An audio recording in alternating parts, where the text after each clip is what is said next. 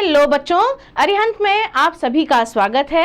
अरिहंत में आज हम बात करेंगे सैंपल क्वेश्चन पेपर की 2025-26 वाले की, जिसमें आपको 10th क्लास में जो मैक्सिमम मार्क्स होते हैं वो होते हैं 80 बेटे, ठीक है।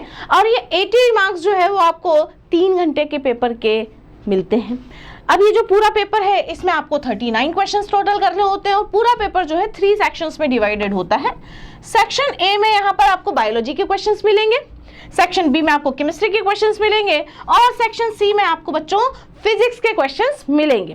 तो मैं आप सभी को केमिस्ट्री का सेक्शन जो है वो करवाने वाली हूँ। तो हम पर चलते हैं सेक्शन बी की तरफ। तो सेक्शन बी जो कि केमिस्ट्री का सेक्शन है, उसके पहले ही क्वेश्चन को हम लोग देखते हैं बेटे। फर्स्ट क्वेश्चन क्या कहता है? Which of the following equations represent redox reactions and what are the values for P and Q in these equations. भाई इसमें से आपको बताना है कि इसमें से दो इक्वेशंस यहाँ पर दी हुई है, इसमें से रेडॉक्स रिएक्शन कौन सी है और रेडॉक्स रिएक्शन में आपको P और Q दोनों की ही वैल्यू बतानी है, ठीक है। तो पहली इक्वेशन हम देखते हैं। पहले इक्वेशन में क्या लिखा हुआ बच्चों?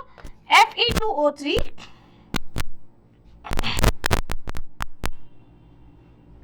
फर्स्ट इक्वेशन जो है वो मैं यहां लिखती हूं।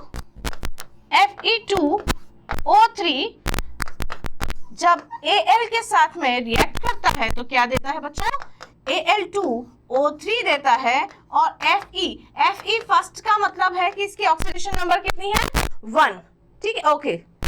तो अब यहाँ पर ये बात हो रही है, यहाँ पर अगर देखा जाए तो आयरन के ऊपर कितना चार्ज है बच्चों?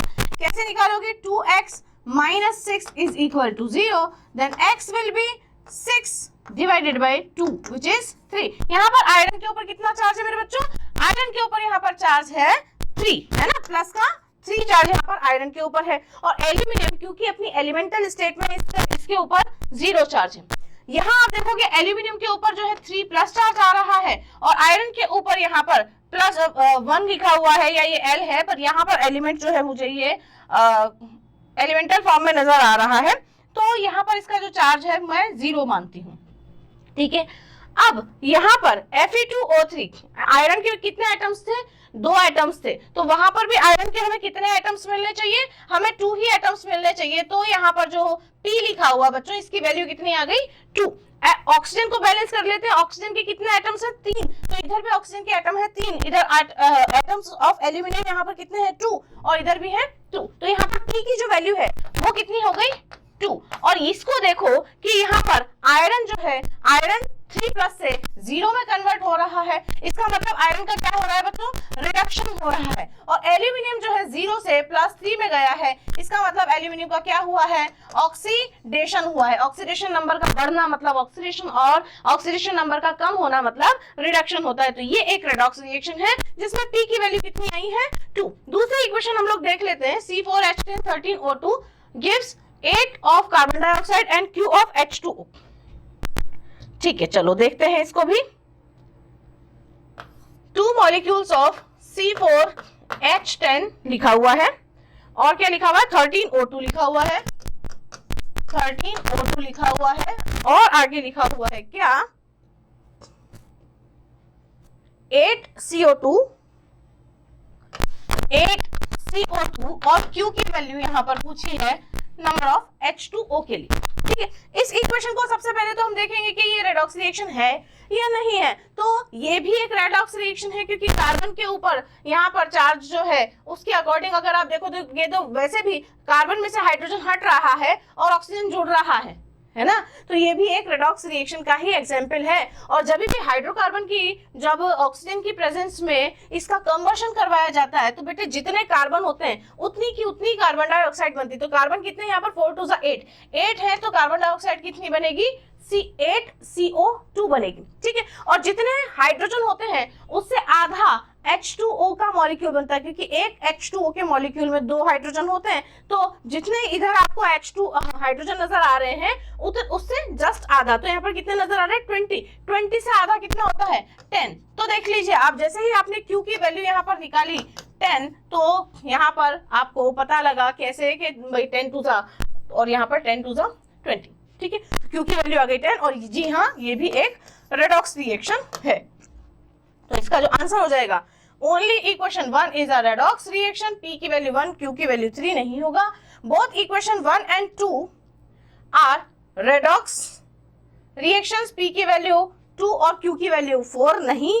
Only equation 2 is a redox, ये दोनों ही है भाई। तो both equation 1 and 2 are redox reaction, P की वैल्यू यहाँ पर 2 बता रहा है और Q की वैल्यू यहाँ पर 10 बता रहा है। तो ये डी ऑप्शन जो है वो आपका करेक्ट आंसर हो जाएगा। ठीक है, इसी तरीके से नेक्स्ट क्वेश्चन की तरफ चलते हैं बच्चों। अगला क्वेश्चन है मेरे बच्चों ये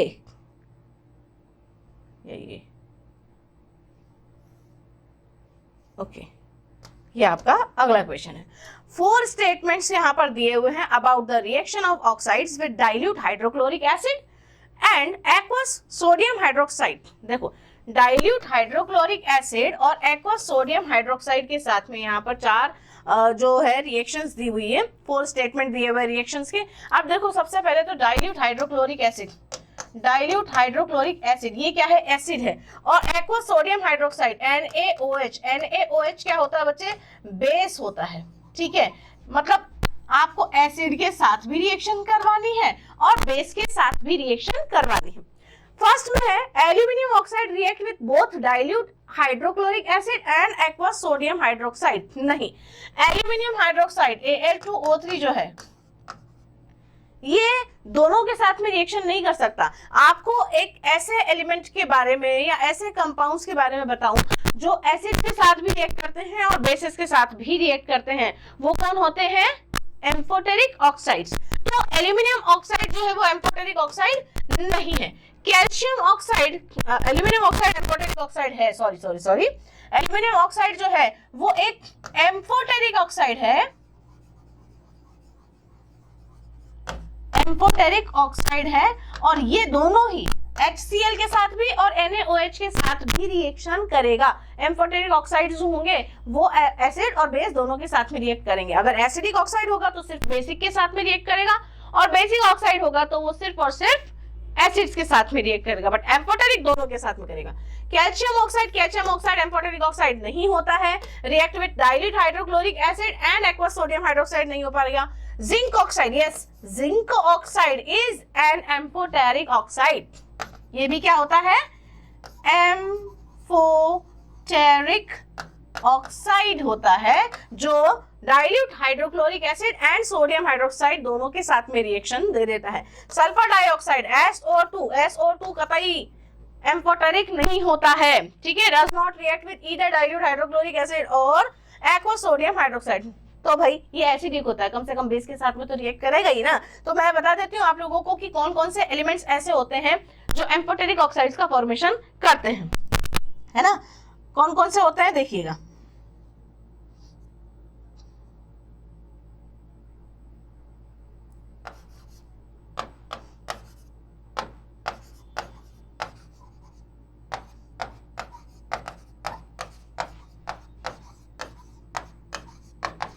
ये जो 5-6 एलिमेंट्स हैं ये एम्फोटेरिक ऑक्साइड्स का फॉर्मेशन करते हैं। सब जन की आज सुनो प्रभु ऑल, ठीक है, ये सारे के सारे। तो यहाँ पर कौन कौन से, एक तो फर्स्ट वाला और एक थर्ड वाला आपका इस स्टेटमेंट के अकॉर्डिंग करेक्ट है, बाकी सेकंड और फोर्थ इनकरेक्ट है। तो विच स्टेटमेंट्स आर करेक्ट पूछा हुआ है, करेक्ट के लिए 1 और 3 वाला ऑप्शन मुझे बी में नजर आ रहा है, तो बी आपका आंसर हो जाएगा।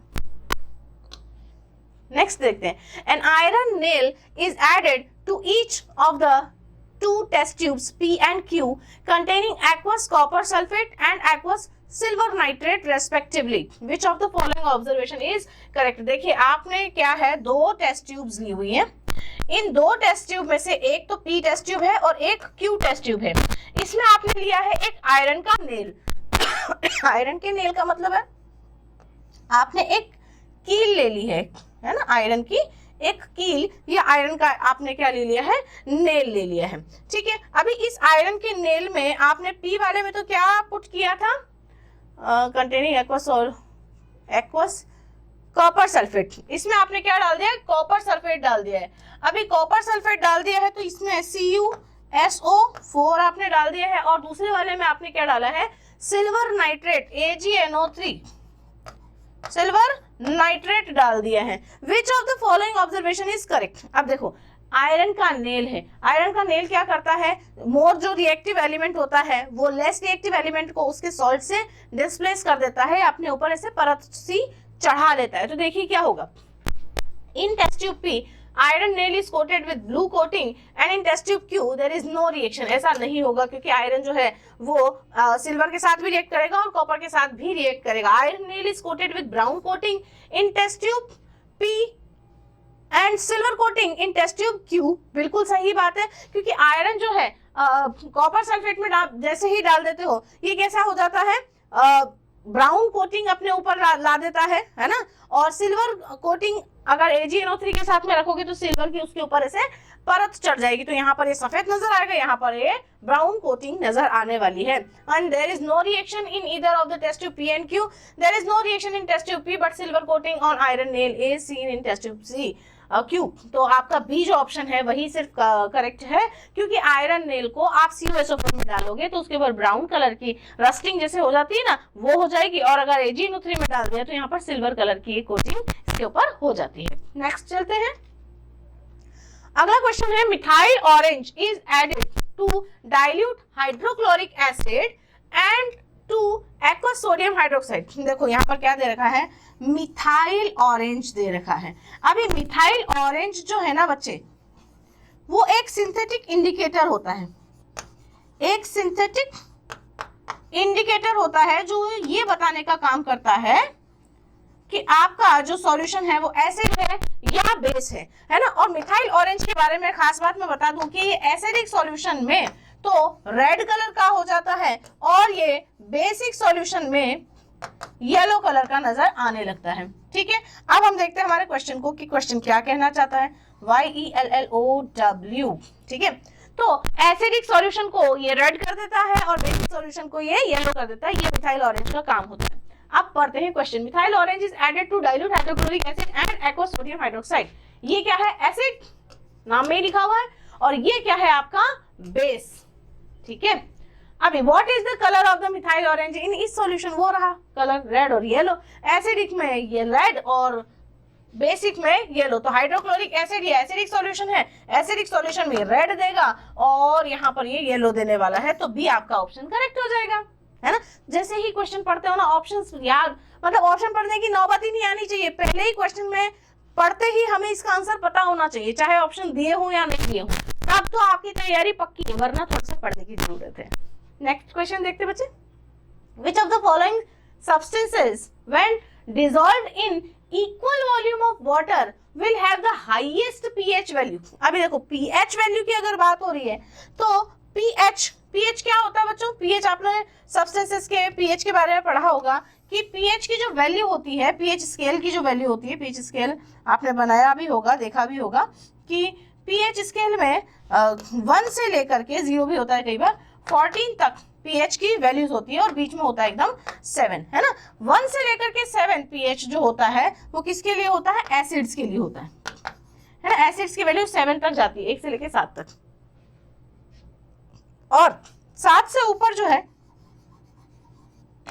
अगर पीएच है तो आपका सॉल्यूशन कैसा होता है, बेस होता है, और खुद 7 अगर वैल्यू है तो कैसा होता है, न्यूट्रल के आसपास। ठीक है, 7 पे तो 100% न्यूट्रल होता है। तो यहाँ पर ये बोल रहा है which of the following substances when dissolved in equal volume of water will have highest pH. अभी हाईएस्ट पीएच का मतलब क्या है, बेस के लिए पूछ रहा है। अभी कौन सा बेस, एसिड और एसिड वाला एग्जांपल तो यहाँ पर हो गया गलत।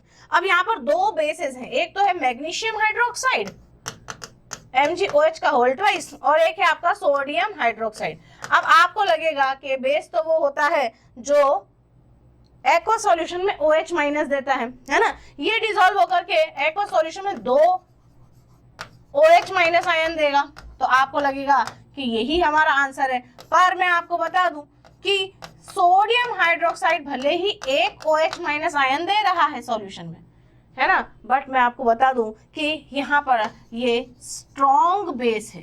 क्या है बच्चे, स्ट्रॉन्ग बेस। स्ट्रॉन्ग एसिड्स और स्ट्रॉन्ग बेसिस वो होते हैं जो एक्वा सॉल्यूशन में रेडिली 100% आयनाइजेशन शो करें, यानी कि जैसे ही इनके अंदर पानी डाला जाए या इनका एक्वा सॉल्यूशन बनाया जाए, ये फटाफट से अपने सारे OH आयन यहाँ से रिलीज कर देते हैं। तो स्ट्रॉन्ग बेस होने की वजह से NaOH इसका एग्जाम्पल होगा, मैग्नीशियम हाइड्रोक्साइड नहीं होगा, भले ही वो 2 OH यहाँ से दे रहा है। ठीक है, नेक्स्ट क्वेश्चन देखेंगे।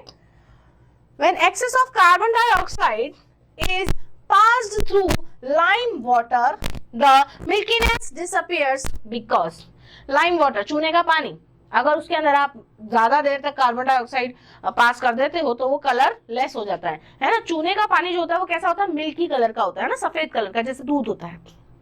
इसका मतलब क्या है कि आपने जब चूने के पत्थर को पानी में घोल करके उसका लाइम वाटर बनाया तो वहां पर कुछ पार्टिकल्स ऐसे थे जो उस सॉल्यूशन में डिसॉल्व नहीं हुए। इसका मतलब इनसॉल्युबल पार्टिकल्स आर देयर, और जब कार्बन डाइऑक्साइड आपने उसके अंदर पास की तो वो जो इनसॉल्युबल सब्सटेंसेस थे वो बाद में सॉल्युबल सब्सटेंसेस में कन्वर्ट हो गए और आपका सॉल्यूशन कैसा हो गया, कलरलेस। तो इस पर बेस्ड ये क्वेश्चन है कि water soluble calcium carbonate converts to water soluble calcium bicarbonate. यार क्वेश्चन में समझ में आ रहा होगा कि पहले मिल्की था, बाद में जो है डिसअपियर होगी मिल्कीनेस, यानी कि पहले इनसॉल्युबल था, बाद में सॉल्युबल हो गया है। और यहाँ पर ये देखो वाटर सॉल्युबल और वाटर सॉल्युबल की बात कर रहा था, यहाँ पर तो ये हो गई। अगर आपको केमिस्ट्री नहीं भी आती और थोड़ा सा IQ लगा लिया ना तो भी क्वेश्चन सॉल्व हो जाएगा। Insoluble calcium carbonate converts to water soluble calcium bicarbonate, ये थोड़ा सा ठीक ठाक लग रहा है। हम केमिस्ट्री की तरफ नहीं जा रहे, हम जनरल आइडिया लगा रहे हैं, है ना। Water soluble calcium carbonate converts into insoluble, अगर इनसॉल्युबल में कन्वर्ट होता तो पहले वाटर सॉल्युबल आपने बोला है तो इसका मतलब पहले ये कलरलेस होना चाहिए था और बाद में ये मिल्की कलर का हो जाना चाहिए था, तो ये भी आपका ऑप्शन खत्म हो गया है। और लास्ट में दिया हुआ insoluble calcium carbonate converts into insoluble, पहले भी इनसॉल्युबल था बाद में भी इनसॉल्युबल हो गया, तो क्या ही हमें फर्क पड़ा, दोनों ही टाइम पे मिल्कीनेस होनी चाहिए थी ना। तो केवल और केवल सेकेंड ऑप्शन यहाँ पर करेक्ट है। और वैसे भी जब कैल्शियम कार्बोनेट CaCO3 में जब आप कार्बन डाइऑक्साइड गैस को डालते हो एक्वा सॉल्यूशन में तो एक कैल्शियम बाइकार्बोनेट में कन्वर्ट हो जाता है CaHCO3 का होल ट्वाइस। ठीक है, इस तरीके से कैल्शियम बाइकार्बोनेट में कन्वर्ट हो जाता है, जिसमें से कैल्शियम कार्बोनेट जो होता है वो कैसा होता है, इनसॉल्युबल होता है, और ये जो बनता है ये कैसा हो जाता है, सॉल्युबल। ठीक है, तो आपका बी ऑप्शन इसमें करेक्ट है। नेक्स्ट क्वेश्चन देखेंगे। In the reaction of aqua solution of barium chloride with aqua solution of sodium sulphate, पहले ही रिएक्शन करवा लेते हैं, क्या क्या दे रखा है, बेरियम क्लोराइड BaCl2 और क्या दिया हुआ है, सोडियम सल्फेट Na2SO4। ठीक, इनकी रिएक्शन करवाते हैं। इनकी रिएक्शन करवाएंगे तो आप देखोगे इसका Na इसके Cl के साथ में रिएक्ट कर लेगा और ट्वाइस ऑफ NaCl बनाएगा, और इसका Ba इसके SO4 के साथ में रिएक्ट करेगा तो क्या बनाएगा, बेरियम सल्फेट बनाएगा। तो आप देखो इसका कैटायन इसके एनायन के साथ में, इसका कैटायन इसके एनायन के साथ में, डबल डिस्प्लेसमेंट मेथड हो गई। The aqueous solution formed will be, अभी aqueous solution BaSO4 और NaCl बना है, अब BaSO4 भी है और NaCl भी है, तो aqueous solution formed will be in the reaction of aqueous solution of barium chloride। अच्छा, aqueous solution है ना, ये कैसा है बच्चे, aqueous solution है, और आपको बहुत अच्छी तरीके से पता होगा कि ये क्या है, आपका नमक है, जो कि कैसा होता है, इसके अंदर soluble होता है। तो हमें जो aqueous solution जो है, एक्वा सॉल्यूशन में यानी कि वाटर में मिक्स अगर इसमें है और NaCl क्या होता है, नमक, नमक पानी में बहुत अच्छे से घुल जाता है, तो सिर्फ और सिर्फ क्या बचेगा, BaSO4। तो कंफ्यूज नहीं होना है इस NaCl से, आंसर सिर्फ BaSO4 होगा क्योंकि एक्वा सॉल्यूशन है और NaCl उसमें रेडिली डिसॉल्व हो जाता है। नेक्स्ट क्वेश्चन देखते हैं। The following question consist of 2 statements, assertion A और रीजन R। ठीक है, अब असर्शन रीजन वाले जो क्वेश्चंस है उसका जो ऑप्शन होता है वो पहले ही दे दिया जाता है ना, और बोल रहा है कि answer these questions by selecting the appropriate option given below. First है both A and R are true, R is the correct explanation of A। B option है both A and R are true and R is not the correct explanation of A। C में है A is true, R is false. D में है A is false, R is true. अब देखो इस type के जब क्वेश्चंस आप लोग करते हो ना बच्चों, तो असर्शन और रीजन देख करके ही बहुत सारे बच्चों के तो हाथ पैर फूल जाते हैं, ये तो हमसे होगा ही नहीं। आप दोनों ही जो दो स्टेटमेंट्स आप लोगों को मिलेंगे असर्शन के रूप में और रीजन के रूप में, हर एक स्टेटमेंट को आप इंडिविजुअली पढ़ के देखो, ठीक है। इंडिविजुअली पढ़ के देखोगे तो आप लोगों को समझ में आएगा कि दोनों ऑप्शंस करेक्ट हैं या कोई एक ऑप्शन ऐसा है जो इनकरेक्ट है। अगर दोनों ही ऑप्शन करेक्ट है तो ए और बी में से कोई एक आपका आंसर हो सकता है, बट अगर दोनों में से कोई एक भी ऑप्शन आपको इनकरेक्ट नजर आता है तो इन दोनों में से कोई एक आंसर आपका हो सकता है। बाद में अगर दोनों करेक्ट दिखाई देते हैं तो फिर आप दिमाग लगाइए कि ये रीजन जो है वो इस फर्स्ट स्टेटमेंट या इस असर्शन का करेक्ट एक्सप्लेनेशन है या नहीं है, फिर आप ए और बी में से ऑप्शन चूज कर सकते हो। देखते हैं हमारा असर्शन रीजन क्या दिया हुआ है। असर्शन दिया हुआ है C4H8, C4H6, C4H10 are members of the same homologous series. यार सेम होमोलोगस सीरीज का मतलब क्या होता है? होमोलोगस सीरीज मतलब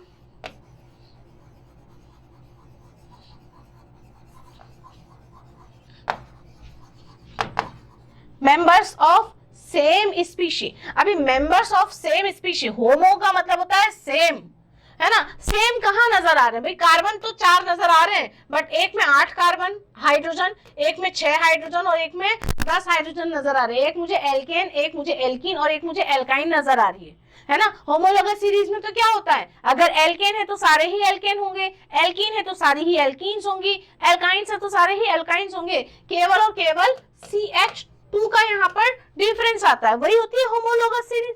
ये तो होमोलोगस सीरीज नहीं है, तो हमारा असर्शन जो है वो बिल्कुल इनकरेक्ट है ना। तो हमें अब ज्यादा दिमाग लगाना ही नहीं है।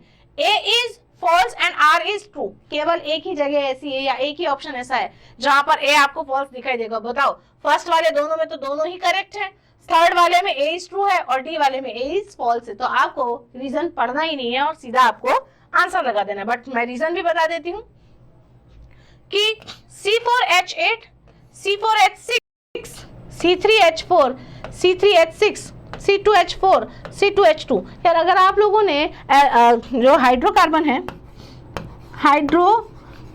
है अगर वो आप लोगों ने पढ़े होंगे तो hydrocarbons are divided into 2 categories. एक होता है सैचुरेटेड हाइड्रोकार्बन्स, एक होता है बच्चों unsaturated hydrocarbon. Unsaturated hydrocarbon, saturated hydrocarbon कौन होता है? एल्केन। और एल्केन्स का जनरल फॉर्मूला क्या होता है? CnH2n+2, ठीक है। और अनसैचुरेटेड हाइड्रोकार्बन में भी आपको 2 पार्ट्स नजर आएंगे, एक होता है बच्चों आपका एल्कीन और एक होता है एल्काइन, ठीक है। एल्कीन्स का जनरल फॉर्मूला CnH2n होता है जिसमें डबल बॉन्ड होता है, और एल्काइंस का जनरल फॉर्मूला होता है CnH2n-2। तो ये देखो, ये सारे के सारे CnH2n वाले या CnH2n-2 वाले, यानी कि सारे के सारे कैसे हैं? अनसैचुरेटेड हाइड्रोकार्बन हैं। तो ये वाला जो है वो करेक्ट ऑप्शन है। तो A is incorrect and B is true. तो आपका D ऑप्शन यहाँ पर करेक्ट हो जाएगा। इसका आंसर क्या हो जाएगा? D, ठीक है। इस तरीके से आप दिमाग लगाइए और क्वेश्चन का आंसर निकालिए। नेक्स्ट क्वेश्चन है, ओके, अभी हम सब्जेक्टिव क्वेश्चंस पे आ चुके हैं, जो कि 2 नंबर का एक क्वेश्चन है। The following activity is set up in the science lab by the teacher. He clamped an aluminum wire on a stand and fixed a pin to the free end of the wire using wax. Then he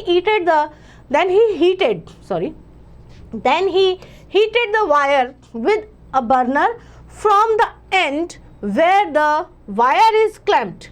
Student observed the pin fall off. भाई सीधी सी बात है, एक clamp है,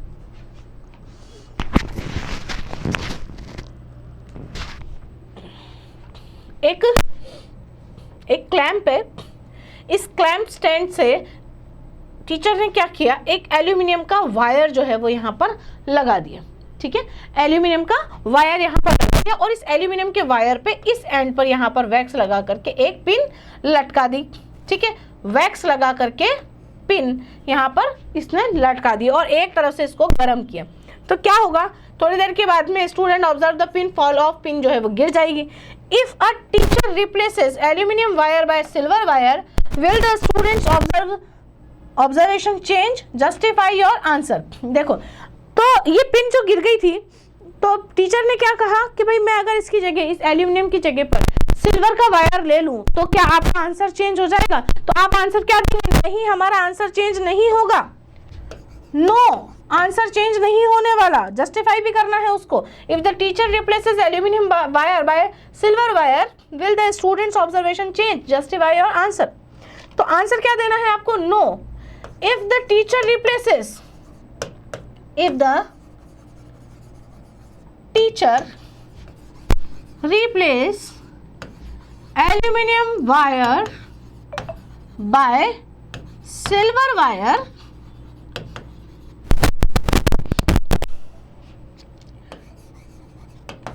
pin fall off in less time than aluminum।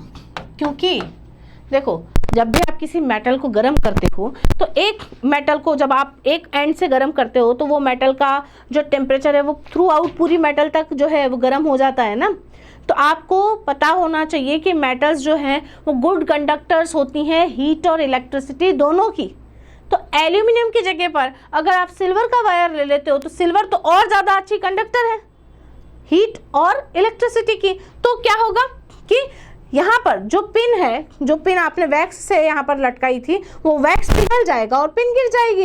Aluminium में ये काम थोड़ी धीरे हो रहा था, सिल्वर में और जल्दी होने लगेगा, पिन जो है वो और जल्दी गिरेगी क्योंकि सिल्वर जो होता है वो एल्यूमिनियम के अपेक्षा मोर कंडक्टर होता है, अच्छा कंडक्टर होता है, गुड कंडक्टर होता है हीट और इलेक्ट्रिसिटी का, है ना। Then aluminium because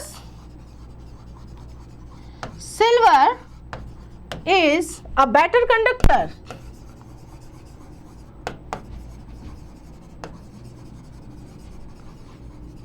of heat and electricity than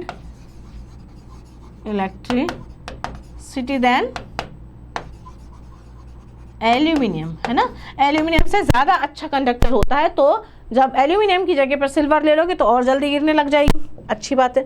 second option है will the aluminium wire melt, give reason for your answer. नहीं जी, ये तो ए का आंसर था, है ना। बी का आंसर मैं यहाँ पर देती हूँ आप लोगों को। क्या एल्यूमिनियम के वायर को आपने कभी गर्म किया है और वो पिघल गया? नहीं पिघला ना। ठीक है, वो अच्छा गुड कंडक्टर है हीट और इलेक्ट्रिसिटी का, बट ऐसा तो है नहीं कि उसको आपने जैसे गैस पर चढ़ाया और वो गर्म होकर के पिघल गया। चाय बनाते हैं रोज़ हम लोग, है ना, लगभग सभी घरों में एल्यूमिनियम के ही टी पॉट्स होते हैं, है ना।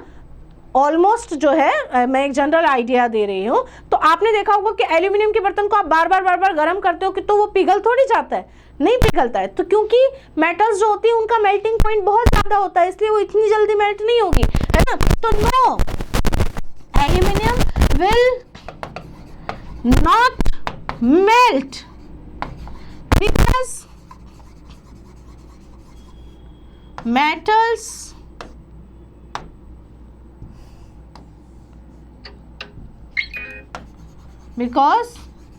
metals have high melting point।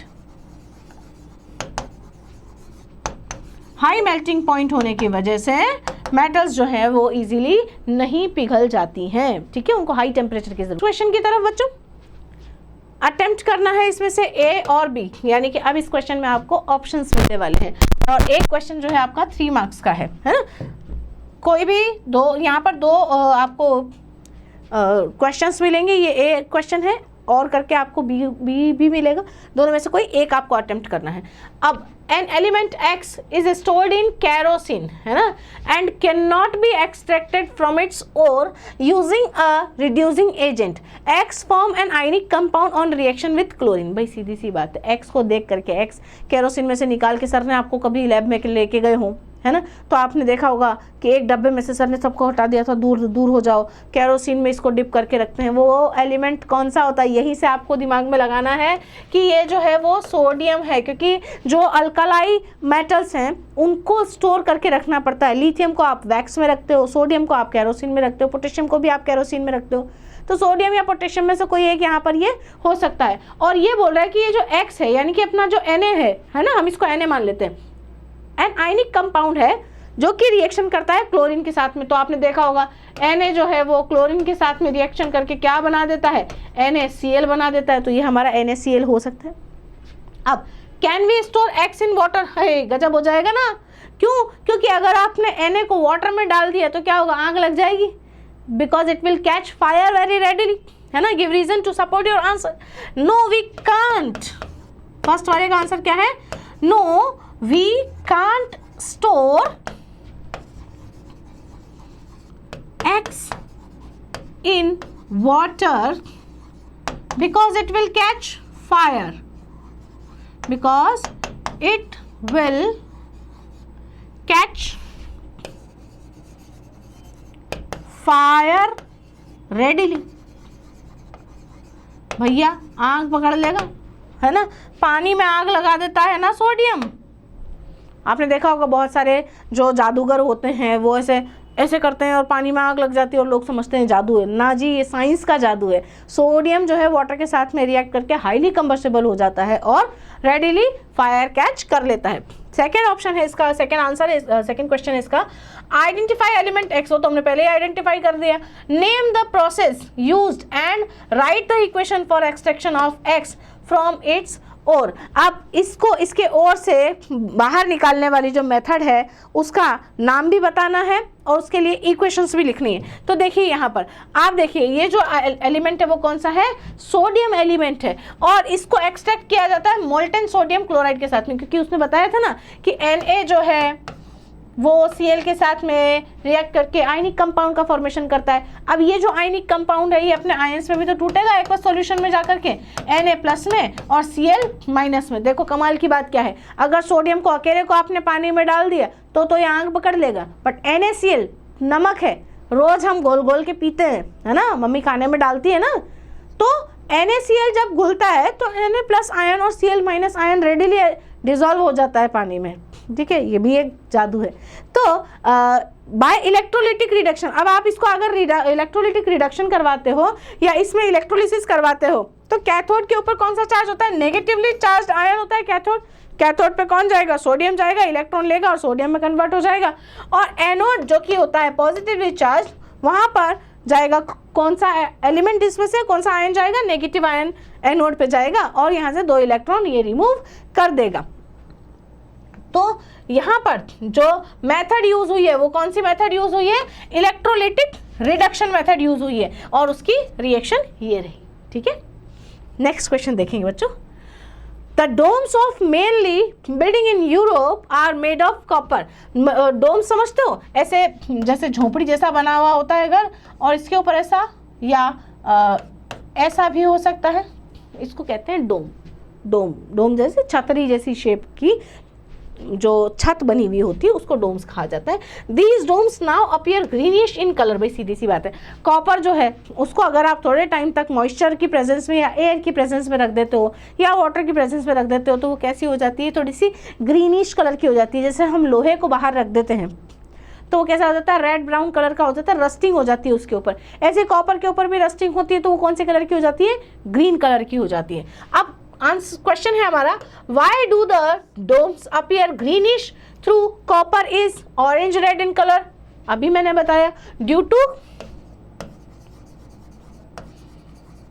To rusting या कोरोजन, है ना, रस्टिंग या कोरोजन की वजह से या ऑक्सीडेशन की वजह से ये ऐसा हो जाता है। तो पहले वाले का आंसर क्या है कि ड्यू टू रस्टिंग या ऑक्सीडेशन।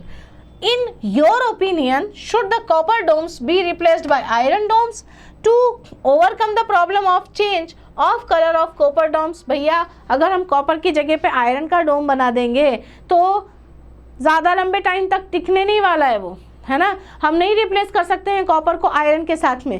क्यों? क्योंकि आयरन के ऊपर भी ऑक्सीडेशन तो हो ही जाएगा, है ना। नाउ देखो, नहीं, we should not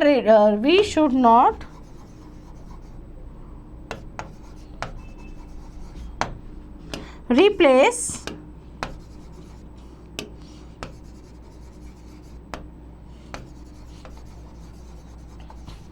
copper with iron में तो क्या होगा कि पूरी की पूरी ही रस्टिंग हो जाएगी, बट कॉपर के ऊपर क्या होगा, एक प्रोटेक्टिव शील्ड का फॉर्मेशन हो जाएगा, क्यूप्रस ऑक्साइड की एक प्रोटेक्टिव शील्ड वहां पर बन जाएगी। तो क्या होगा, जैसे ही प्रोटेक्टिव लेयर बनी, ऑक्सीडेशन हुआ, एक लेयर का फॉर्मेशन हुआ, लेयर के फॉर्मेशन के बाद उस पर कितना ही पानी गिर जाए वो बाकी के जो कॉपर है उसको रस्ट नहीं होने देगा, केवल अपर लेयरिंग जो है कॉपर की वो ही सिर्फ और सिर्फ कोरोड होगी, उसके अंदर का जो कॉपर है वो खराब नहीं होगा। जबकि आयरन के साथ में ऐसा नहीं है, आयरन पे कोई प्रोटेक्टिव शील्ड नहीं बनती है, आयरन तो पूरा का पूरा ही खराब हो जाता है ना। Copper with iron, because due to copper produce a protective layering,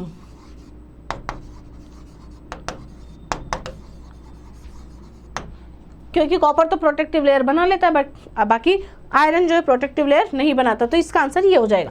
third वाला जो है उसको देखते हैं, domes used to be made from thin sheets of metals, why did the ancient architects use copper to make domes. भैया thin sheets का मतलब है यहाँ पर मेटल की कौन सी नेचर के बारे में बात हो रही है, थिन शीट्स का मतलब होती है मैलिएबिलिटी।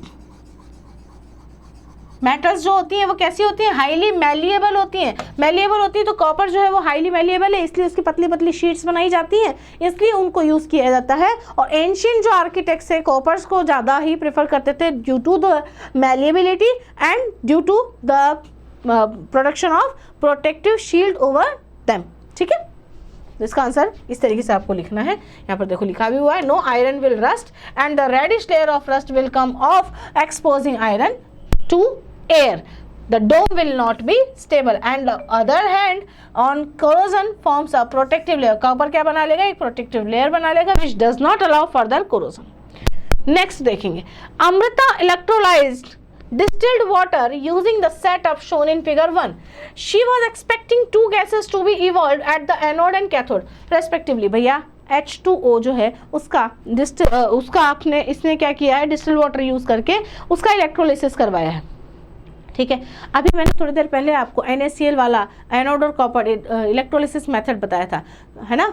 नेगेटिवली चार्ज इलेक्ट्रोड की तरफ पॉजिटिवली चार्ज आयन जाता है और पॉजिटिवली चार्ज इलेक्ट्रोड की तरफ नेगेटिवली चार्ज आयन जाता है और अपने इलेक्ट्रॉन्स को रिलीज करवा देते हैं। ठीक है, यही सारा प्रोसेस होता है। तो यहाँ पर इस अमृता ने भी क्या किया, एक जो प्लास्टिक का मग होता है उसमें 2 छेद करके उसमें ग्रेफाइट के 2 इलेक्ट्रोड लगा दिए, ऊपर से टेस्ट ट्यूब डाल दिया और इसके अंदर डाल दिया क्या, डिस्टिल्ड वाटर। फिर क्या किया इसने, suddenly she realise that the bulb in the circuit did not glow. अब बल्ब क्यों ग्लो करेगा, क्योंकि डिस्टिल्ड वाटर जो है वो तो कंडक्टर होता है या इंसुलेटर होता है, क्या होता है बताओ मुझे। डिस्टिल्ड वाटर जो है ना बेटे वो इंसुलेटर या वेरी पुअर कंडक्टर होता है इलेक्ट्रिसिटी का। दैट इज वाई इलेक्ट्रॉन्स जो है वो फ्लो नहीं करेंगे, इलेक्ट्रॉन्स फ्लो नहीं करेंगे तो लाइट बल्ब क्यों ही जलेगा। ठीक है, तो नहीं जलेगा बिल्कुल। अब आफ्टर दिस रियलाइजेशन, जो बाद में जब अमृता को अपनी भूल का एहसास हुआ तो she added a substance to the distilled water for electrolysis to take place. अब उसने क्या किया, कुछ सब्सटेंस डाले डिस्टिल्ड वाटर के अंदर ताकि इलेक्ट्रोलिसिस हो और वो बल्ब जले। ठीक है, अब हमें आंसर देना है ए वाले का कि which gas was she expecting to be formed at the anode and which one at the cathode respectively. अभी मैंने देखो बताया था आपको एनोड कैसा होता है और कैथोड कैसा होता है। देखिए हमने पिछले क्वेश्चन में एनोड और कैथोड के बारे में आपको बताया था। कैथोड नेगेटिवली चार्ज और एनोड पॉजिटिवली चार्ज इलेक्ट्रोड होता है ना। कैसे कैसे, कैथोड नेगेटिवली चार्ज और एनोड पॉजिटिवली चार्ज इलेक्ट्रोड होता है। ठीक है,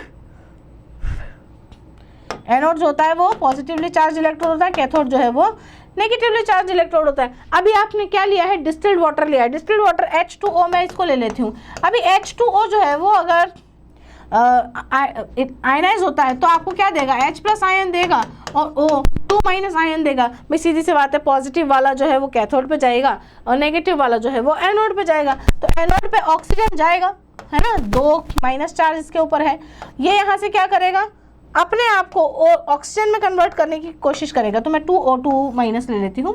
ये अपने आप को ऑक्सीजन गैस में कन्वर्ट कर लेगा बाय रिमूविंग 4 इलेक्ट्रॉन। भाई एक के ऊपर 2- चार्ज था तो 2 के ऊपर 4- चार्ज हो जाएगा। इस तरीके से यहाँ पर ये जो है 4 इलेक्ट्रॉन यहाँ से रिलीज करेगा, बट कैथोड पर क्या होगा, कैथोड पर ये होगा कि 2 H+ जाएंगे और यहाँ से मिलने वाले इलेक्ट्रॉन्स लेंगे, क्योंकि इसको 2 की ही जरूरत है, तो क्या बना लेगा ये H2 गैस बना लेगा। तो यहाँ पर आपको एनोड के ऊपर तो ऑक्सीजन गैस मिलेगी और कैथोड के ऊपर आपको हाइड्रोजन गैस मिलेगी, ठीक है। नेक्स्ट है, why did the bulb not glow when Amrita pass electricity through distil water, क्योंकि distil water is a very poor conductor, very poor conductor of electricity. अब वेरी पुअर कह दो या इसको आप इंसुलेटर भी कह सकते हो, ठीक है। Which substance was added by Amrita to distil water to get the expected result. आप कोई भी एसिड, कोई भी बेस या कोई भी सॉल्ट डाल दो, अगर आप स्ट्रॉन्ग एसिड, स्ट्रॉन्ग बेस या स्ट्रॉन्ग सॉल्ट डालोगे तो बहुत अच्छी बात है, क्योंकि स्ट्रॉन्ग एसिड, बेस या सॉल्ट यानी कि स्ट्रॉन्ग इलेक्ट्रोलाइट्स जो होते हैं बच्चे, वो डालने के बाद में वो रेडिली अपने आयंस में टूट जाते हैं, और यहाँ पर आयंस का जो फ्लो है, आयंस का, नॉट आयरन्स का, आयंस का, पॉजिटिव आयन नेगेटिव आयन का जो फ्लो है वो होने लगता है और बल्ब विल ग्लो अप, ठीक है। तो देखो, adding few drops of H2SO4 या सम NaCl, यानी कि कोई भी स्ट्रॉन्ग इलेक्ट्रोलाइट आप यहाँ पर डाल सकते हो। नेक्स्ट है, फॉर विजुअली इम्पेयर्ड स्टूडेंट्स के लिए ये क्वेश्चन है, बट हमें तो सारे ही करने हैं, तो देखो इसको, जिंक ऑक्साइड प्लस कार्बन, अब आइडेंटिफाई करना है विच type of a reaction is this. Zinc जो है ऑक्सीजन निकाल दे रहा है, कार्बन जो है ऑक्सीजन ले रहा है, तो ये एक रेडॉक्स रिएक्शन का एग्जाम्पल हुआ, है ना। रेडॉक्स रिएक्शन में जिंक का तो क्या हुआ है, रिडक्शन, क्योंकि जिंक ऑक्साइड से जिंक में कन्वर्ट हो गया, ऑक्सीजन निकल गया, यानी कि रिडक्शन, और कार्बन ने ऑक्सीजन ऐड कर लिया, इसका मतलब कार्बन का क्या हुआ है, oxidation. ZnCO3 plus heat give ZnO and carbon dioxide. अभी ZnCO3 और इसको हीट करा है, इसका मतलब एक कैसी रिएक्शन है, एंडोथर्मिक, है ना। जहां पर भी हीट का नाम आ जाता है, अगर ऐड हो रही है तो एंडोथर्मिक, रिमूव हो रही है तो एक्सोथर्मिक। और यहाँ पर आप देखो ZnCO3 टूट रहा है ZnO और कार्बन डाइऑक्साइड में, देखो एक मॉलिक्यूल था, 2 मॉलिक्यूल्स में टूट गया, इसका मतलब इसका क्या हुआ, डीकम्पोजिशन, है ना। ये इसका क्या हुआ है, डीकम्पोजिशन। तो ये कौन सी रिएक्शन है, decomposition and exothermic reaction. Third वाली देखिए, मैग्नीशियम ऑक्साइड, मैग्नीशियम और ऑक्सीजन जब आपस में मिलते हैं तो मैग्नीशियम ऑक्साइड और हीट का फॉर्मेशन करते हैं। अभी हीट जो है वो निकल रही है, इसका मतलब एक कैसी रिएक्शन है, एक्सोथर्मिक रिएक्शन है। और एक्सोथर्मिक रिएक्शन होने के साथ साथ मैग्नीशियम जो है वो ऑक्सीजन को ऐड कर रहा है, यानी कि ये एक तरह का एडिशन रिएक्शन भी हो सकती है, ये एक तरह की ऑक्सीडेशन रिएक्शन भी हो सकती है। तो आप इसको ऑक्सीडेशन रिएक्शन भी बोल सकते हो, या फिर आप इसको एडिशन रिएक्शन भी बोल सकते हो, ठीक है। तो इस टाइप की रिएक्शन होगी, देख लीजिए आप, combination reaction and exothermic reaction, decomposition reaction, endothermic reaction and redox reaction. Next है, सारा took 2 ml of dilute NaOH solution in a test tube and added 2 drops of phenolphthalein solution। अब phenolphthalein भी क्या है, एक इंडिकेटर है, ठीक है। अभी सारा ने क्या लिया, 2 ml of NaOH लिया है इन अ टेस्ट ट्यूब। देखो सारा ने एक टेस्ट ट्यूब ली, इसमें 2 ml, कितना, 2 ml NaOH लिया, अच्छी बात है सारा, और इसमें 2 ड्रॉप्स ऑफ फिनोफ्थैलिन सॉल्यूशन डाल दिया, अच्छी बात है ना। NaOH प्लस 2 ड्रॉप्स, इंडिकेटर डाल दिया, आई से मैं इसको डिनोट कर देती हूँ। She added dilute H2SO4 to the above solution drop by drop until the solution in the test tube becomes colorless। देखो इसने इसमें क्या किया, इसने इसमें क्या, few drops, है ना, ऑफ डाइल्यूट H2SO4 डाला, एक ड्रॉपर लिया, ड्रॉपर की हेल्प से इसने यहाँ पर ड्रॉप बाय ड्रॉप करके क्या डाला, डाइल्यूट H2SO4 डाला, है ना। क्या डाला इसमें, डाइल्यूट H2SO4 डाला, है ना। ये बेस था, इसमें आपने एसिड डाल दिया सारा ने, ठीक है, और ड्रॉप बाय ड्रॉप डाल दिया। बाद में क्या हुआ, इसका कलर चेंज हो गया। 40 drops of dilute H2SO4 were used for the change in colour from pink to colourless. मतलब ये जो NaOH था जिसमें 2 ड्रॉप फिनोफ्थैलिन के डालने के बाद में ये पिंक कलर का हो गया था, 40 ड्रॉप्स H2SO4 जैसे इसने डाला, इसका कलर जो है वो डिसअपियर हो गया। मतलब इसका क्या हो गया, न्यूट्रलाइजेशन हो गया, है ना। When Sara added a drop of NaOH to the solution the colour changed to back to pink again. अभी सारा को समझ में नहीं आया, इसने क्या करा, एक ड्रॉप और NaOH की डाल दी। इसने सोचा चलो करके देखते हैं, है ना। इस NaOH जब ये कलरलेस हो गया था ना, तो इसमें वापस इसने एक ड्रॉप NaOH की डाल दी, तो फिर से पिंक कलर का हो गया, फिर से इसको न्यूट्रलाइजेशन करवाना पड़ेगा। तो सारा now tried the activity with different volumes of NaOH and recorded her observation in the table given below। तो इसने ऐसे करके के बहुत सारे एक्सपेरिमेंट्स किए, जिसमें से NaOH को mls में लिया, 2 ml 3 ml 4 ml लिया, और ड्रॉप्स ऑफ H2SO4 यूज की। तो उसने जब 2 ml NaOH लिया था, तो 20 ड्रॉप्स ऑफ H2SO4 के साथ में वो न्यूट्रलाइज होकर के कलरलेस हो गया था। 3 ड्रॉप्स ली थी तो 30 ड्रॉप्स, 4 ml लिया था तो 40 ड्रॉप्स यहाँ पर यूज हुई। Answer the following question based on the अबर इन्फॉर्मेशन। अभी पूरी की पूरी इन्फॉर्मेशन जो आपको मिली है ना, इस पर बेस्ड क्वेश्चंस देखते हैं क्या पूछ रहे हैं। फर्स्ट क्वेश्चन है, इफ सारा used concentrated H2SO4 in place of dilute H2SO4, how many drops will be required for the change in color to be observed। भैया देखो ऐसा है, concentrated H2SO4, dilute का मतलब है आपने पानी घोल करके लिया है ना। concentrated का मतलब है प्योर H2SO4 लिया है, या बहुत सारा गाढ़ा गाढ़ा सा H2SO4 लिया है। तो जब आप concentrated acid या concentrated base या concentrated आप कोई भी चीज़ लेते हो, तो वो मोर नंबर ऑफ H प्लस देने लगता है। और कोई भी न्यूट्रलाइजेशन वाली प्रोसेस में एसिड से हमें क्या चाहिए होता है, H प्लस चाहिए होता है, और बेस से हमें क्या चाहिए होता है, OH माइनस चाहिए होता है, तभी तो जाकर के सॉल्ट और वाटर का फॉर्मेशन होगा। तो यहाँ पर डाइल्यूट H2SO4 की अगर 40 ड्रॉप्स का इस्तेमाल हुआ था ना, तो कंसनट्रेटेड H2SO4 की कम ही ड्रॉप्स का इस्तेमाल होगा, तो it will be less than 40, है ना, because concentrated H2SO4 gives more number of H plus ions.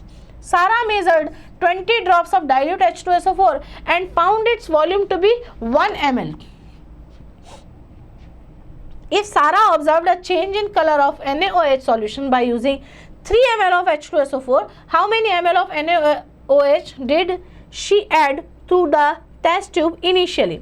अब देखो 20 ड्रॉप्स ऑफ डाइल्यूट H2SO4 को इसने 1 ml माना, और इसने कहा कि भाई 3 ml के लिए कितना ml आपका H2SO4 लगेगा। देखो इसने क्या माना कि 20 ड्रॉप्स को 1 ml माना, 20 ड्रॉप्स का मतलब है 1 ml, है ना।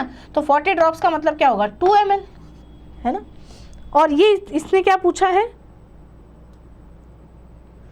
कि 3 ml of H2SO4। ओके, सारा measured 20 drops of dilute H2SO4 and found its volume 1 ml. If Sarah observed a change in color of NaOH solution by using 3 ml of H2SO4, how many ml is used? Okay, तो ये बोलना चाह रहा है कि अगर 3 ml लिया जाए, है ना, तो 1 ml का मतलब है 20 ड्रॉप्स, 2 ml का मतलब है 40 ड्रॉप्स, तो 3 ml का मतलब कितना हो गया, है ना। तो 3 ml का मतलब कितना हो गया, 60 ड्रॉप्स, है ना। अभी 1 ml से अगर 2 ml NaOH न्यूट्रलाइज हो रहा है, तो 2 ml से 4 ml हो रहा है, तो 3 ml से कितना होगा, 6 ml हो जाएगा, है ना। तो 6 ml NaOH जो है वो यहाँ पर आपकी टेस्ट ट्यूब में कलर चेंज करने के लिए चाहिएगा, ठीक है। तो 6 ml NaOH के लिए 60 ड्रॉप्स यानी कि 3 ml H2SO4 यहाँ पर लिया जाएगा, ठीक है। तो यहाँ पर देख लीजिए, अच्छा ये रहा, 2 ml के लिए 20, 3 ml के लिए 30 ड्रॉप्स, 4 ml के लिए 40 ड्रॉप्स, 6 ml के लिए तो 60 ड्रॉप्स, तो 3 ml, ठीक। नेक्स्ट है, अच्छा इसी का और ऑप्शन भी है, क्या है, Sara takes 10 drops of dilute H2SO4 in the test tube and adds 2 drops of phenolphthalein solution to it. अब की बार सारा ने क्या किया है, 10 ड्रॉप्स ऑफ H2SO4 ले लिए टेस्ट ट्यूब में। पहले उसने क्या लिया था, टेस्ट ट्यूब के अंदर NaOH लिया था। अभी सारा ने टेस्ट ट्यूब के अंदर क्या लिया है, H2SO4 ले लिया है। कितना लिया है, 10 ड्रॉप्स H2SO4 ले लिया है, अच्छी बात है। Then she adds NaOH dropwise. अभी इसके अंदर क्या डाल रही है, ड्रॉप बाय ड्रॉप NaOH डाल रही है, न्यूट्रलाइजेशन करवाना है, एसिड ले लिया है तो अब तो बेस ही डालना पड़ेगा इसको, है ना। सारा observes a change in colour after adding 20 drops of NaOH, what change in colour would she observe and why. Write a balanced chemical equation for the reaction taking place in the above experiment. Which of the following is true and why? The reaction is okay. तो देखो H2SO4 की और NaOH की आप reaction करवा रहे हो। H2SO4 है यहाँ पर एसिड और NaOH होता है बच्चों बेस। तो एसिड और बेस आपस में मिलकर के कौन सी रिएक्शन करवाएंगे? न्यूट्रलाइजेशन वाली रिएक्शन करवाएंगे कि नहीं? न्यूट्रलाइजेशन वाली रिएक्शन यहाँ पर होगी। और न्यूट्रलाइजेशन वाली रिएक्शन से आपको क्या मिलता है?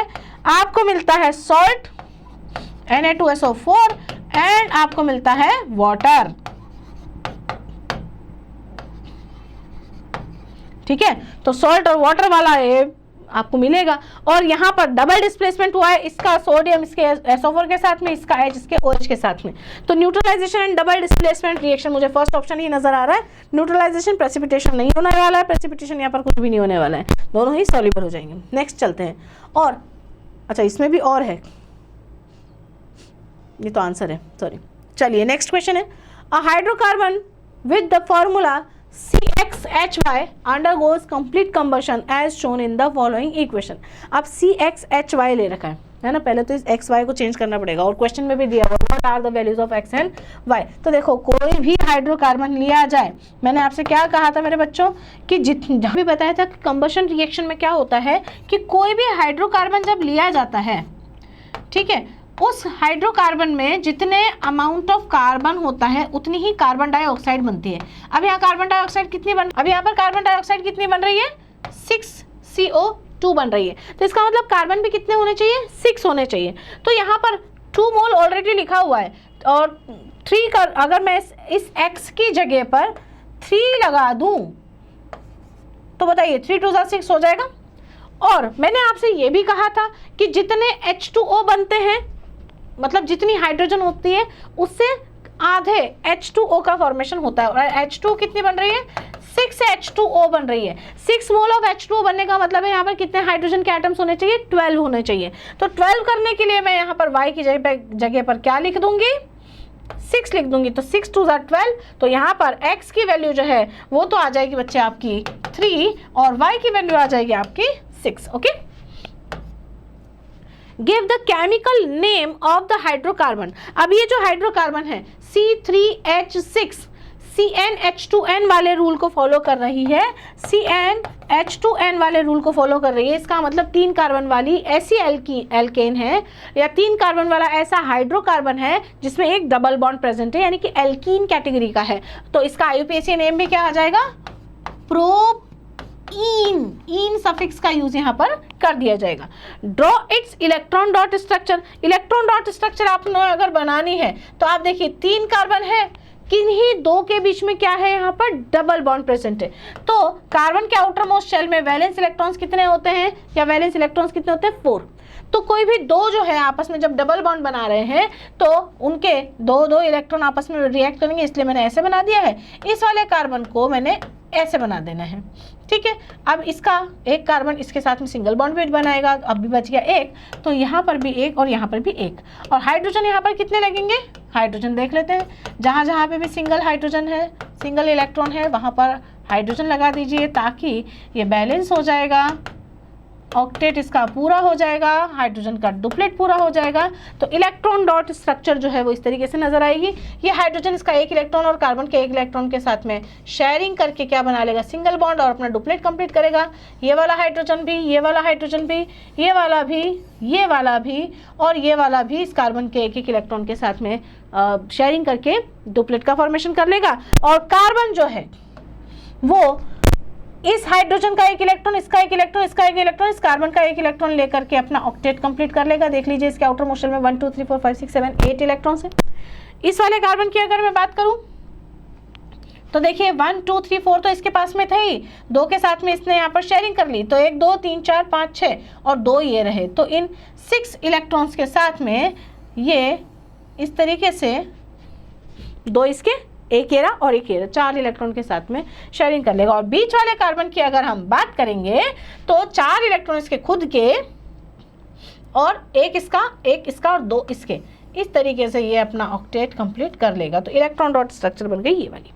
Now name the alcohol which on heating with concentrated H2SO4 will produce the above hydrocarbon. तो ऐसी कौन सी अल्कोहल, प्रोपेनॉल, 3 कार्बन वाली, है ना, 3 कार्बन वाली अल्कोहल अगर आप लेते हो और इसकी रिएक्शन आप H2SO4 की प्रेजेंस में, कॉन्सेंट्रेटेड H2SO4 क्या काम करेगा, यहाँ से H2O निकालने का काम करेगा और CH3CH डबल बॉन्ड CH2 का फॉर्मेशन कर देगा। Right a balanced chemical equation for the reaction of CXHY with hydrogen gas in presence of nickel. Hydrogen gas की प्रेजेंस में CXHY आपका क्या था, CH3CH double bond CH2। Hydrogen gas की presence में निकेल कैटलिस्ट की प्रेजेंस में hydrogen के साथ में रिएक्ट करेगा और क्या होगा, ये वाला जो डबल बॉन्ड है ना बेटे वो टूट जाएगा, CH3CH2 आधा आधा इधर टूट गया और ये वाला जो हाइड्रोजन था उसमें से एक हाइड्रोजन का एटम इधर और एक हाइड्रोजन का एटम इधर लग जाएगा और प्रोपेन का फॉर्मेशन हो जाएगा। किसका फॉर्मेशन हो जाएगा, प्रोपेन का फॉर्मेशन हो जाएगा, जबकि ये क्या थी, प्रोपीन, है ना। अनसैचुरेटेड हाइड्रोकार्बन को सैचुरेटेड हाइड्रोकार्बन में कन्वर्ट करने का काम करता है कौन, nickel catalyst by adding hydrogen. ठीक है, तो ये इसका आंसर हो गया, तो क्वेश्चन कंप्लीट। नेक्स्ट चलते हैं इसके और वाले पार्ट पर। ठीक है, और वाले पार्ट में दिया हुआ है the electronic structures of P and Q are shown below. अब इस P और इस Q को देखते हैं।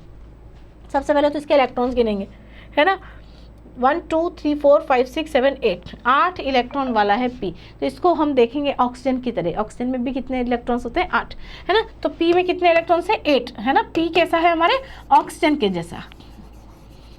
ठीक, और Q जो है इसको भी देख लेते हैं, 1 2 3 4 5 6 7 8 9 10 और 11।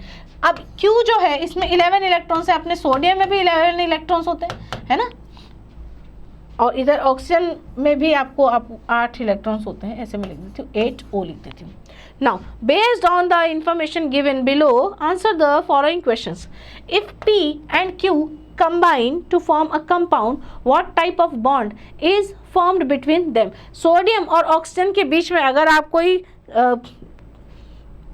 बॉन्ड का फॉर्मेशन करते हो तो किस टाइप का आपको बॉन्ड देखने को यहाँ पर मिलेगा। तो देखो सोडियम के ऊपर होता है बेटे प्लस चार्ज, ऑक्सीजन के ऊपर होता है नेगेटिव चार्ज, तो दोनों को मिलाने पर आपको क्या मिलने वाला है, एक आयनिक कंपाउंड मिलने वाला है ना। और आयनिक बॉन्ड का यहाँ पर फॉर्मेशन आपको देखने को मिलेगा। Give the chemical formula of the compound form. अभी कंपाउंड फॉर्म अगर आपने आयनिक बॉन्ड बनाया तो बताइए, ये एक इलेक्ट्रॉन आउटर मोस्ट इलेक्ट्रॉन निकालने के बाद में सोडियम प्लस आयन में कन्वर्ट हो जाएगा।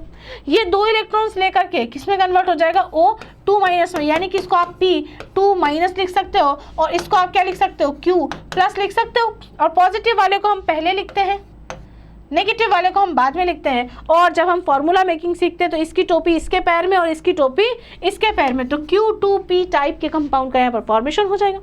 नेक्स्ट है the compound so formed is dissolved in water, is the resultant solution acidic और base in nature, justify your answer.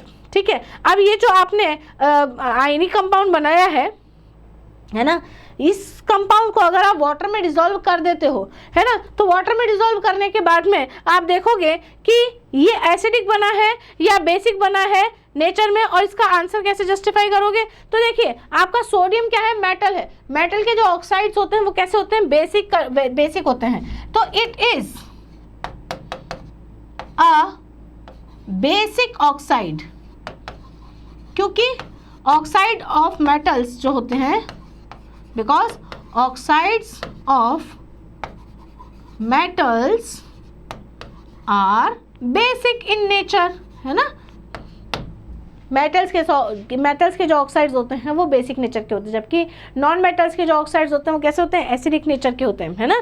Right the chemical equation for the reaction between Q and ethanol. Q और ethanol के बीच में अगर आपने reaction करवानी है ना, तो देखिए Q और इथेनॉल के बीच में इथेनॉल CH3CH2OH और Q क्या है आपका, सोडियम का क्या काम होता है, इस हाइड्रोजन को, एक्टिवेटेड हाइड्रोजन को यहाँ से निकाल के इसकी जगह पर ये बैठ जाता है, तो CH3CH2O इसकी जगह पर आ जाएगा Q और यहाँ से ये हाइड्रोजन को बाहर निकाल देता है। ये मैंने बैलेंस नहीं की है, अगर मैं इसको बैलेंस करूँगी तो 2 यहाँ पर और 2 यहाँ पर, तो 2 यहाँ पर आ जाएगा और H2 गैस यहाँ से रिलीज हो जाएगी। इस तरीके से आप इसको बैलेंस कर सकते हो।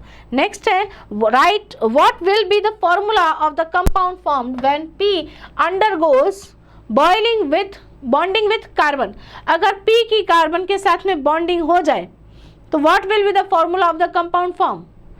P की अगर कार्बन के साथ में, देखो P मतलब क्या है अपना ऑक्सीजन, ऑक्सीजन अगर कार्बन के साथ में रिएक्ट करेगा तो कार्बन डाइऑक्साइड बनेगा, है ना, तो CP2, है ना, या फिर इसको आप क्या लिख सकते हो, CP2 लिख सकते हो। तो इस तरीके से आप इस क्वेश्चन का आंसर आराम से दे सकते हो। तो नेक्स्ट क्वेश्चन की तरफ हम लोग चलते हैं। अगला क्वेश्चन ये रहा, a hydrocarbon with the formula CXHY undergoes complete combustion as shown in the following equation। ठीक है, ये वही वाली इक्वेशन है जो हमने पहले लिखी थी। इसमें भी सेम क्वेश्चन पूछा है, x और y की वैल्यूज पूछी हुई है, x की वैल्यू 3 एंड y की वैल्यू 6 आ जाएगी। Give the IUPAC name, IUPAC name hydrocarbon का प्रोपीन हो जाएगा।